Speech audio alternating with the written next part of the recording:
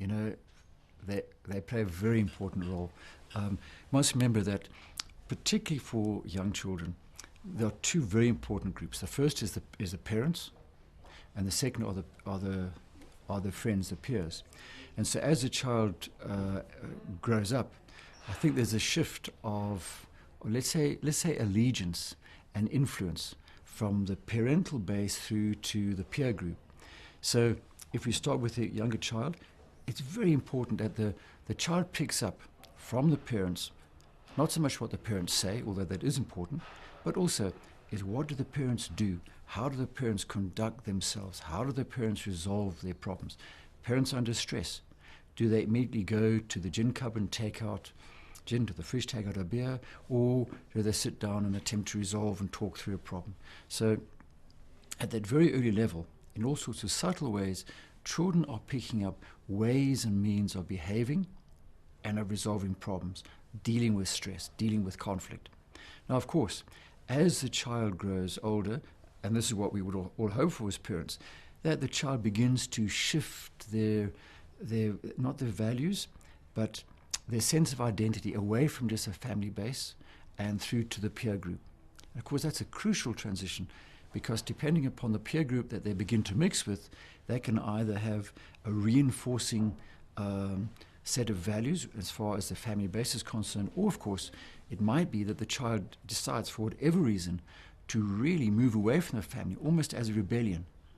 Well, I'll show you, I'll be independent, I'm feeling over controlled, I'll mix with that group. And especially the group that the parents have said to me is their child who shouldn't mix with. So I suppose to come back to the initial question, what role do the parents play? Exceptionally important. The younger child, the more influential are the parents. And of course that influence continues. I mean, even as adults, I think we look back often on our childhood and we say to ourselves, I had really good, loving, supportive parents, good values. Or my parents were always fighting, always conflict. I was always being judged for my behavior. The message when I think back on my life was that I was never good enough. I had to do something. And of course I found the positive support that I so desperately wanted from my friends. Now the fact that maybe my peer group are engaging in alcohol, I suppose the question could be, what can be wrong with that? If in my eyes these are really good friends, supportive friends who are showing care and love for me, and they're engaging in drinking, underage or otherwise, what can be wrong with it? After all, they're good guys, so why shouldn't I also emulate them? So I hope that's to some extent answering the question and not going too much off the point.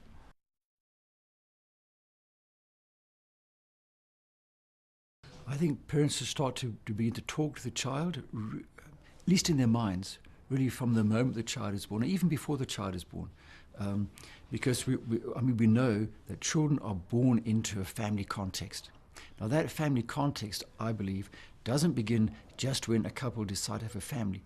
It predates that. So even the thinking process about having a family, the kind of family we want to have, that predates the beginning of the family. So when should they start to talk to the children? I would say as early as possible within the context of their home. For example, if the child comes from a family which has strong religious values, then I would say the time to start discussing drinking, underage drinking, would be that time when those sorts of discussions are maybe coming up in the church, in religious occasions. That is the time. I think it would be too late to start discussing it for the first time once a child comes home with a problem already. Because the question then is, what was leading up to that child engaging in activities or behaviors that to some extent run counter to family values, to the family's spiritual values?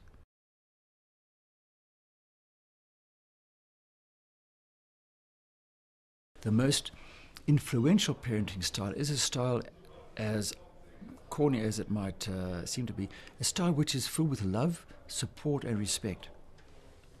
So a parenting style rather that I think tends not to work is when parents are judgmental of their child's behavior, to some extent unforgiving. So the style is one where parents are strict and firm, but nonetheless there's support and respect for the child's opinions, views and attitudes. That then enables, I think, the child to feel free and open to discuss problems with parents, to discuss a concern they have, a curiosity they have about some of their friends who may be drinking underage. So there should be a family style, a parental style that says to the child, we are here for you, we're not going to judge you, we are open to your wanting to discuss this from us. It may be that as parents we have set ideas, set opinions, we hope you will learn from us. And that's quite different from saying to the child, do not engage in that behavior, do not hang around with those friends, without giving an explanation. So a good style, again, is to be, again, depending upon the age of the child, to give the child reasons for why it is that you hold a particular attitude, such as do not mix with those children for the following reasons. We would value it if you were to look for other friends.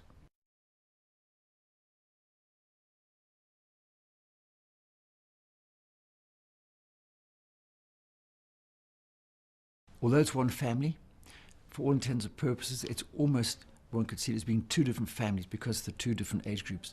There's the young child, pre-adolescent, who's very involved and with the family. And in fact, the family really would be 95% of his or her little world. So I would say there's nothing much to say to that child at that stage unless they begin to ask questions, which no doubt they will from the mass media, probably from the internet. So respond to them as you would, as a supportive parent, the pros and cons, rather than pointing out the draconian dangers and the sinful nature of engaging in underage drinking. I think for the older child, who's now in a very interesting period, a transition is going on now between the family and the peer group. So it's even more important that the parents should be aware that children of that age, more and more, they're getting their information from school friends who are beginning to explore and experiment as they themselves are, from the internet, from the media. So the last thing the parent should be doing is to try to cover up by saying, you know what, don't engage in that behavior. You know what, that's bad, because the child will simply then look elsewhere for the information. So I think bearing in mind that for a parent with a young adolescent child, be open, be supportive, and whatever you say, however you say it, convey to the child, I'm not here to judge. It's a very complex world out there. And we are here to support you. Let's discuss the concerns you have. Let's discuss the questions you have. And the same message would be for the younger child, except that the younger child is more encapsulated still by the family. And there's, I think, less of a possible influence, positive or otherwise, of the peer group.